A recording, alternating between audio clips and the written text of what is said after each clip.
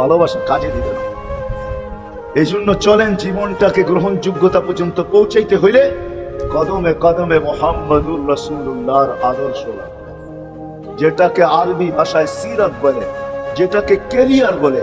আল্লাহ রসুলের ক্যারিয়ার লাগবে, আল্লাহ রসুলের আদর্শ লাগবে, আল্লাহ রসুলের সিরত লাগবে, আল্লাহ রসুলের চরিত্র লাগবে।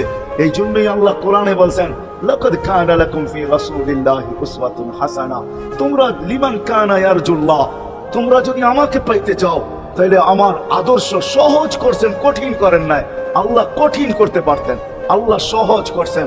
কেননা আসলে উদ্দেশ্য ছিল আল্লাহকেই মানা, আল্লাহকে মানা উদ্দেশ্য ছিল।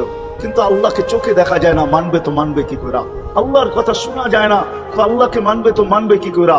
আল্লাহকে তো দেখা যায় না, আল্লাহকে তো শোনা, আল্লাহর কথা শোনা যায় না, আল্লাহকে ধ্যান ধারণায় আনা যায় না, কোন ধ্যান ধারণার ভিতরে আনা যায় না যে আল্লাহর আকৃতি এরকম। আল্লাহকে ধ্যান ধারণায় আনা যায় না, বর্ণনা দিয়ে শেষ করা যায় না। আল্লাহর বর্ণনা দিয়ে কেউ শেষ করতে পারবে না। কোরআন বড় কিছু আমাদেরকে বুঝাইছেন, অনেক বুঝাইছেন যে আল্লাহর বর্ণনা দিয়ে শেষ করা যাবে না। আল্লাহ শুধু আল্লাহ না, 99 নাম দেখলেই বোঝা যায় যে আল্লাহকে। আল্লাহ শুধু আল্লাহ না, আল্লাহ 99টা পদের অধিকারী। বিদায় আল্লাহ ধরা ছোঁয়ার বাহিরে আল্লাহ মানুষ প্রশ্ন করতে পারে, আপনাকে মানবো তো মানবো কি করে, পাবো তো পাবো কি করে? তো আল্লাহ আসান করছেন যে আমার নবীর আদর্শের ভিতরে আমি লুকায়িত আছি। ফুলের ভিতরে যেরকম ঘেরান লুকায়িত থাকে, আমার নবীর আদর্শের ভিতরে আমি লুকায়িত। নবীর আদর্শ মানতে থাকবে, আমাকে পাইতে থাকবে।